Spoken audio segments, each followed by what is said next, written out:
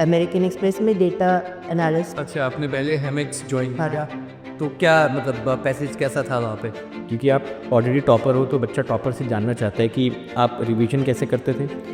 Revision के साथ साथ आप लास्ट में मॉक टेस्ट की आपके लिए क्या इंपॉर्टेंस थी, और तीसरा पेपर अटेम्प्टिंग स्ट्रैटेजी क्या थी कि भाई पहले क्वेश्चन से शुरू हो जाऊंगा या पेपर स्कैन करूंगा या वर्थ इट रहे कि एक ही लाइफ है, तो अगर मैं इस डायरेक्शन में जाता हूँ। हेलो एवरीवन, सो आज हमारे साथ हैं साम्यत महाजन, जिनका ईसी में ऑल इंडिया रैंक 37 है और इंस्ट्रूमेंटेशन में ऑल इंडिया रैंक 24 है। तो आज इनसे बातचीत करेंगे। आप हमारे साथ रिस्पेक्टिव विशाल सर भी हैं। विशाल सर भी जो है बात करेंगे, तो हमने सोचा कि आज साम्यक से बातचीत की जाए और जाना जाए इनसे कि ये कैसे हैं, क्या किया है। तो चलिए शुरू करते हैं। तो साम्यक, कैसा महसूस हो रहा है इतना बढ़िया रैंक लाके, इतनी बड़ी अचीवमेंट के बाद? कैसा लग रहा है? सर अच्छा लग रहा है। ये पूरे प्रिपरेशन के टाइम बहुत अनसर्टेनिटी थी, तो अब जाके कुछ उसका रिजल्ट आया है कि अब आगे मास्टर्स में जाने में इतनी प्रॉब्लम नहीं आएगी। तो अच्छा लग रहा है कि अब वो मेहनत रंग लाई और अब ऑप्शंस खुले हैं।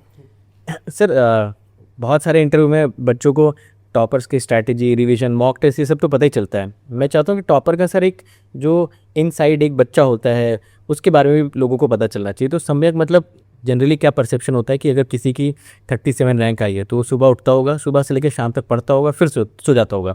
सो he use to study like a machine. But मैं चाहता हूँ कि आप बताओ कि आप कुछ ऐसा भी करते थे, कोई आपकी हॉबी है, कोई रिक्रिएशनल एक्टिविटी, या जब आप पढ़ते पढ़ते थक जाते थे तो कहाँ पे मतलब आपको लगता था कि यार अब इससे मैं रिलैक्स हो गया? पहले तो मैं मशीन की तरह तो नहीं पढ़ पाता था। मेरा रूटीन भी बहुत गड़बड़ था, तो उस पर भी पूरा टाइम कोशिश रही है उसे ठीक करने की। कई बार रात को भी मैं पूरा पढ़ता था, कभी सुबह उठ के करता था। तो बाद में कोशिश हुई थी कि मैं सुबह से शुरू करूँ पढ़ाई, बट ये तो चलता रहा। और कई बार ऐसा भी होता था कि मैं अब थोड़ा टाइम पास चल रहा है कि किसी से बात करने लग गया, हो गया, तो टाइम निकल चुका है। अब दिन में तो 8-9 घंटे तो निकालने थे, तो अब आज तो नहीं निकल रहे ऐसे। तो अब कैसे भी करके कुछ 4-5 घंटे कुछ तो हो आज की, मुझे लगे कि हाँ मैंने कुछ पढ़ाई करी है, तो ऐसा होता था। और बाकी टाइम पास के लिए क्या करते थे आप? तो इतना थक ही जाते थे। जनरली मैं रोज़ 8 बीचेज में बहुत थक जाता था कि अब मैं कुछ, अब ऐसा होता था कि पढ़ाई भी नहीं हो रही है और ऐसा था कि अभी करना है पढ़ाई, तो फिर मैं थोड़ी देर का ब्रेक लेता था और ऐसे कपिल शर्मा शो, ऐसे कॉमेडी की वीडियोस देखता था, तो वो बहुत लाइट होता था, वो अलग ही बाहर निकाल देता था प्रिपरेशन से थोड़ी देर के लिए। तो अच्छा लगा। बाद में प्रिपरेशन का प्रेशर थोड़ा बढ़ गया था, तो इसलिए बाद में थोड़ा कम कर दिया था। बट और यूट्यूब पे भी ऐसे रैंडम वीडियोस बहुत देखता था कि वो शॉर्ट्स वगैरह। आपकी जनरेशन वाले जो बच्चे हैं वो खाना खाते टाइम तारक मेहता भी देखते हैं बहुत सारे, आप भी देखते हो? नहीं, अच्छा, तारक मेहता आपने? मेरा कज़न बहुत। अच्छा, कज़न देखता है सर। तो समय के लिए तो सही है, सर ने पूछा, बट बच्चों का ये वो रहता है स्टूडेंट्स को कि जर्नी बताइए सर, कहाँ से पढ़ा इन्होंने, कॉलेज क्या था, तो क्या जर्नी, मतलब कहाँ से आपने बीटेक करी और क्या था आपका ब्रांच, और कैसे आपने जो है इंस्ट्रूमेंटेशन थी कि ईसी थी या क्या किया आपने? तो मेरी ब्रांच तो अलग थी, बट मैं पहले से ही आईआईटी दिल्ली से पढ़ा था, Okay. तो मेरी ब्रांच की इंजीनियरिंग फिज़िक्स। अच्छा, इंजीनियरिंग फिजिक्स थी आपकी? अच्छा। एंड फिर उसके बाद तब कॉलेज में पीयर प्रेशर होता है कि जॉब लगानी है और प्लेसमेंट्स ही सबसे ऊपर होते, सबसे ज़्यादा पैकेज किसका। तो उस टाइम मैं अमेरिकन एक्सप्रेस में डेटा एनालिस्ट। अच्छा, आपने पहले हेमेक्स ज्वाइन हाँ। किया, तो क्या मतलब पैकेज कैसा था वहाँ पे?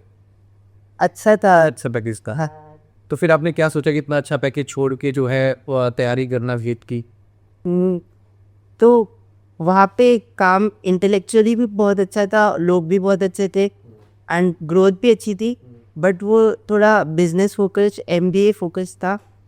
एंड मुझे लगा कि ओल्ड एज में जैसे अगर मैं लुक बैक करूँगा, तो अगर मैं technical side, core engineering side जाऊँगा, तो मुझे थोड़ा फुलफिलिंग लाइफ फील होगी कि मेरी लाइफ वर्थ इट रहेगी। एक ही लाइफ है, तो अगर मैं इस डायरेक्शन में जाता हूँ so it will be nice. तो MX में सारे लोग अच्छे थे, कोई स्पेशल भी अच्छी थी, कोई सारे अच्छे?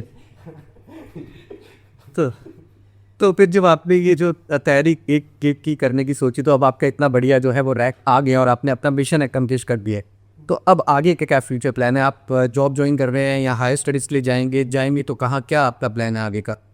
अभी हायर स्टडीज़ का ही है प्लान।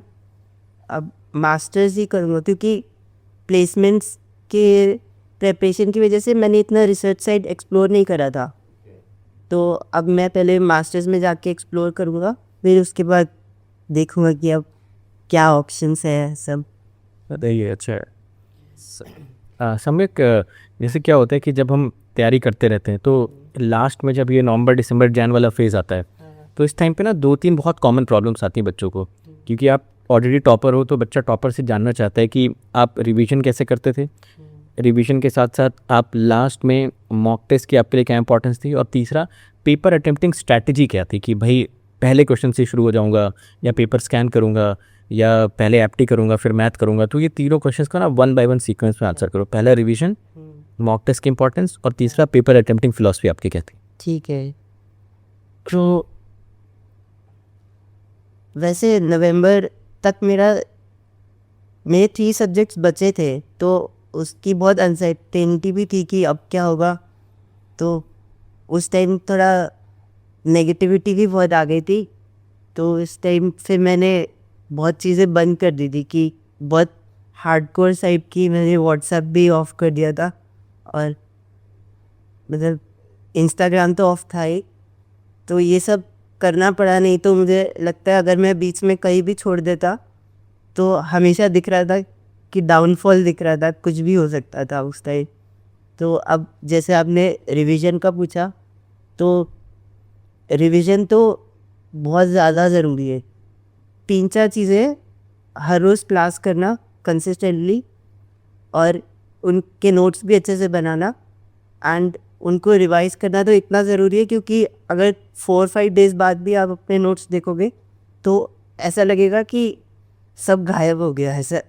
और 2 मंथ्स बाद तो मैंने कई बार अपने बहुत अच्छे से रिवाइज करी, कॉपीज़ भी देखी है, तो उसमें ऐसा हुआ कि बिल्कुल ही ऐसा लगा कि ये क्या चीज़ है।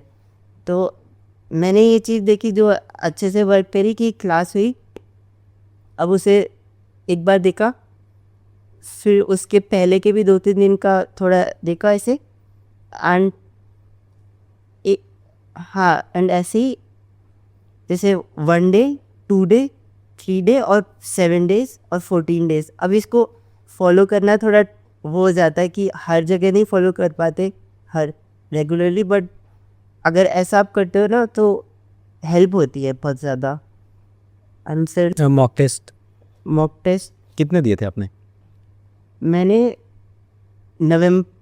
मैं दिसंबर के एंड से शुरू करे थे, तो मैंने 10-20 दिए थे शायद। 10-20, हाँ, मतलब सिर्फ सब्जेक्ट वाइज थे कि सारे फुल सिलेबस टेस्ट थे? कुछ subject wise, multi subject wise, full syllabus? Subject wise दिए थे जब मैं दिसंबर के एंड के साइड दिए थे, एंड फिर जनवरी साइड ऐसा हुआ कि बहुत ऐसा लगा कि अब तो गड़बड़ चल रही है कुछ, कि शायद होगा नहीं। तो क्योंकि इतना सब रिवीजन के टाइम मैंने कॉपीज़ खोली, दिसंबर 15 के बाद था कि रिवीजन करना है मेन, तो मैंने कॉपीज़ खोल के देखा तो ताकि कुछ रिवाइज ही नहीं, कुछ याद ही नहीं है इनमें से, अब क्या होगा। तो मतलब उस टाइम ऐसा बहुत घबराहट थी, तो मैंने बस पेपर देना शुरू कर दिया कि जो होगा देखा जाएगा, इसमें इम्प्रूव करेंगे। ऐसा नहीं कि पहले मेरा सिलेबस पूरा हो जाएगा फिर मैं करूँगा। तो मैंने दिया तो ऐसे 35 नंबर आए ऐसे। तो डिमोरलाइजेशन ही हुआ कि मैं क्या करूँगा? बच्चे घबरा जाते हैं, बच्चे बोलते हैं हम तो मौका नहीं देते सर कि फेल हो जाएंगे। तो मुझे लगता है कि पहले फेल होता अच्छा है, सीधा गेट पे फेल। हाँ, ये चीज़, और ये था कि अपनी विन को खुद डिसाइड करो कि विन ये नहीं कि 35 नंबर्स आए, विन ये है कि मैंने टेस्ट दिया और मैंने इसको फेस किया। कि अब इम्प्रूवमेंट होगी इससे। तो ये वाला माइंडसेट शिफ्ट था कि एफर्ट को विन बनाओ, रिजल्ट को नहीं। तो इससे बहुत फ़र्क पड़ा। और पेपर आपने कैसे अटेम्प्ट किया था कि स्कैन करते थे पेपर या क्वेश्चन नंबर 1 से स्टार्ट हो गए? हाँ, तो इसका ये मेरा पर्सनल है, बट मैं पहले क्या करता था, 5 to 10 मिनट्स बस ऐसे ही पेपर को स्क्रॉल करता था कि बस देखता था, अच्छा हाँ ये वाला क्वेश्चन। एक्चुअल एग्जाम में भी आपने 5-10 मिनट्स दिए थे? मैंने 15 मिनट्स लिए थे मतलब गेट के पेपर में? यस। अच्छा। तो मैं बस स्क्रॉल करता था, देखता था ये तो बिना सोचे ही हो गया, तो टिक कर दिया, ऐसे टिक कर दिया। इसमें 1 मिनट लग रहा है और ज़्यादा दिमाग नहीं खर्च हो रहा है इसमें, तो इसको अभी कर दिया और टिक कर दिया। एंड ऐसे करके पूरा पेपर, मतलब वो 15 मिनट में स्क्रॉल करते करते आपने 7-8 क्वेश्चन निपटा भी दिए उसमें? हाँ, और एक इमेज बन गया कि कैसे अटेम्प्ट कर सकते हैं, कि क्या क्या हो सकता है। फिर उसके बाद फिर अब स्टार्टिंग में आया, फिर उसके बाद धीरे धीरे पहले वार्म अप हो जाता है इससे। एंड उससे क्या हुआ कि अब थोड़ा सा मतलब कॉग्निटिव लोड को थोड़ा संभाल के रखा है, ऐसा नहीं कि सीधा ही 1000 किलो उठाने लगे। तो पहले 1 किलो ऐसे ऐसे करके फिर बढ़ाते हैं ना, तो वार्म अप।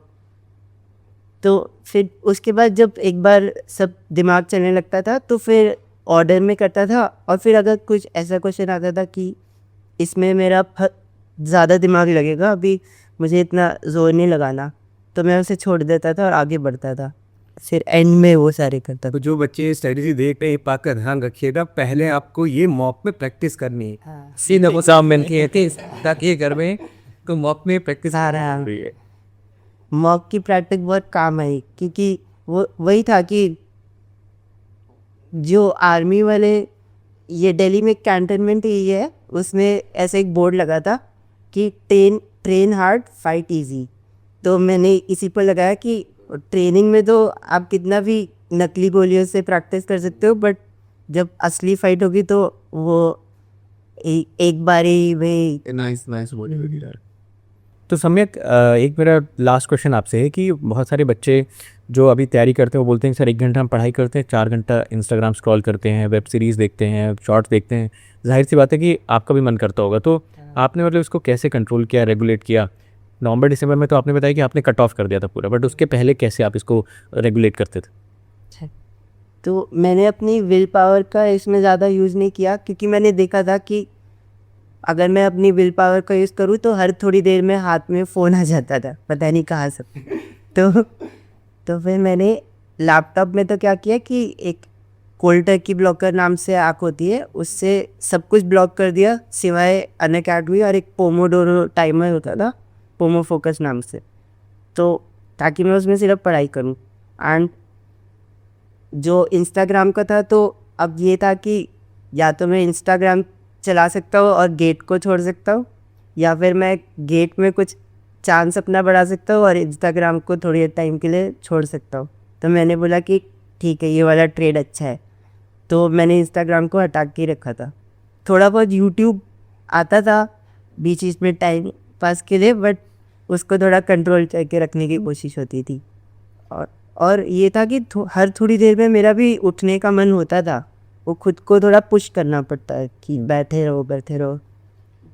तो समय अभी जो बच्चे आपको देख रहे हैं और वो एस्पायर कर रहे हैं कि नेक्स्ट ईयर आपकी तरह वो बने या गेट में टॉप करें, तो उनको क्या मैसेज देना चाहेंगे आप? बस बहुत सिंपलिसिटी से रहो, एंड कंसिस्टेंसी बहुत ज़रूरी है। सब नोट्स बनाओ, जो भी सर बोल रहे हैं उसको फॉलो करो, परसेवेयर करो, और अनसर्टेनिटी बहुत है उसमें पुश करो, खुद को आगे बढ़ो, क्योंकि अगर एफर्ट करोगे तो कहीं ना कहीं वो काम आएगा। तो ऐसे ही अगर आप करोगे तो कहीं ना कहीं कुछ होगा, कभी ना कभी इसी बिलीफ सिस्टम से रहोगे तो कुछ, ये मेरा मानना है। तो ये थे हमारे साथ सम्यक महाजन, जिन्होंने आपको जो है पूरा अपना बताया, उन्होंने कैसे तैयारी करी। आई होप आपको मोटिवेशन मिली होगी और आपको समझ में आएगा कि गेट एग्जाम यार बहुत ज़्यादा टफ नहीं है। अगर आप कंसिस्टेंटली पढ़ते हैं, अपने आप को पुश करते हैं, और जैसे सम्यक ने कहा आप एफर्ट डालते रहेंगे, तो डेफिनेटली आपको जो है वो रिजल्ट मिलेगा। So thank you everyone for watching and let's crack it.